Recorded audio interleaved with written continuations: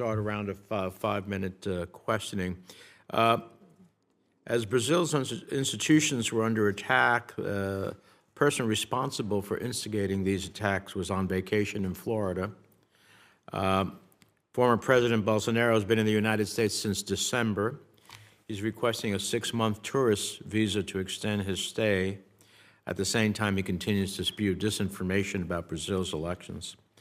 And I raise the question, what does it say if the United States is to provide safe haven to a foreign official responsible for seeking to undermine democracy and free and fair elections abroad? Assistant Secretary Nichols, is the Biden administration committed to swiftly reviewing any extradition requests for Mr. Bolsonaro? It's a longstanding policy not to comment on extradition matters. Certainly, we have a strong relationship with Brazil, and will handle any requests that we receive from the Brazilian government expeditiously. Okay. Yeah, I didn't ask you how you're going to decide. I asked you whether the administration is committed to doing it expeditiously, because my understanding is that the Lula government suggested they would like to see his return to Brazil by the end of March. So do we have an extradition request pending? Sorry, but we don't comment on whether or not countries have submitted extradition requests, but if such a request were received, we would handle it expeditiously in accordance with law. We don't ever comment as to whether even a request exists? Yes, Mr. Chairman. Well, we have to think about changing that because it seems to me that it's difficult to make public policy if you don't know what are at least the facts that are pending before the government. A key driver of deforestation in the Amazon is extractive industry and agricultural activities backed by Chinese state-owned corporations. Economic pressure to convert the Amazon is tremendous, which is why the legislation that I introduced aims to establish market-based values for forest conservation and offer assistance based on the achievement of conservation results. How important is it for the United States to help generate economic value for conserving the Amazon, Mr. Duke? Mr. Chairman, thank you for the question.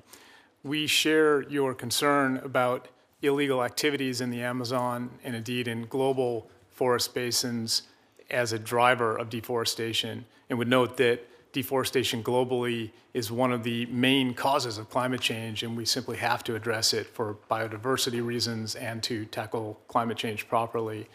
Part of that is making sure that we build on measures like the Lacey Act that has helped to ensure that we have ways to enforce against illegally harvested wood. And I'll note that we have engaged in the U.S.-China Glasgow Declaration with China on that issue, pushing them to enforce their own laws about illegally traded wood products from the Amazon or other regions. And we will continue to work on this agenda and welcome the legislative proposals that you've put forward. Mm-hmm. I appreciate enforcing laws to not violate certain laws, whether they be in Brazil or here. But the question is, do we not need to establish some type of market-based values for achievement of conservation results? I mean, part of the challenge here is an economic one, right?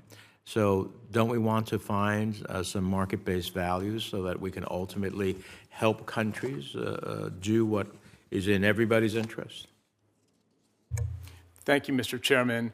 We agree that it's crucial to support countries like Brazil that seek to end deforestation and to create economic opportunities for government of Brazil and for the people that live in the Amazon region of Brazil instead of illegal activities like mining and deforestation. How do we best do that? So we welcome the opportunity to work with Congress on legislative approaches that properly resource that sort of support And we are eager to also look to other countries, to philanthropy, and to the private sector, including through carbon markets, such as jurisdictional approaches to reducing deforestation in order to support that objective that we very much share with you. All right. Well, I think we need some robust. I love the private sector, and I love private conservation efforts, but I'm not sure we're going to save the Amazon that way.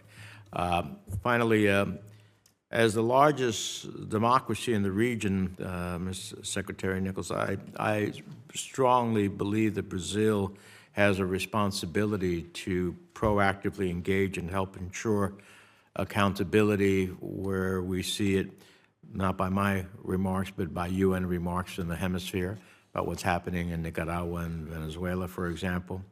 In the past, President Lula has been reluctant to do so. I hope he understands the critical role that Brazil can and should play in upholding regional democratic values. What's your assessment of this term now, President Lula's willingness to play a role in addressing human rights challenges in the region, especially in Cuba, Venezuela, Nicaragua? Thank you, Mr. Chairman. I wholeheartedly agree. The presidents, during their February 10th meeting, discussed the importance of defense for democracy on a global level during their meeting, and recall the threats that both of our countries had faced. The administration will vigorously engage Brazil on issues of democracy in our hemisphere, and we look forward to cooperating with them across various multilateral fora. We're pleased that Brazil has voted with us on issues like condemning Russia's brutal invasion of Ukraine in the UN General Assembly, and we note the interest that President Lula has shown in helping to address the challenges to democracy in this hemisphere, particularly noting his interest in neighboring Venezuela. Okay, Senator Risch. Well, thank you, Mr.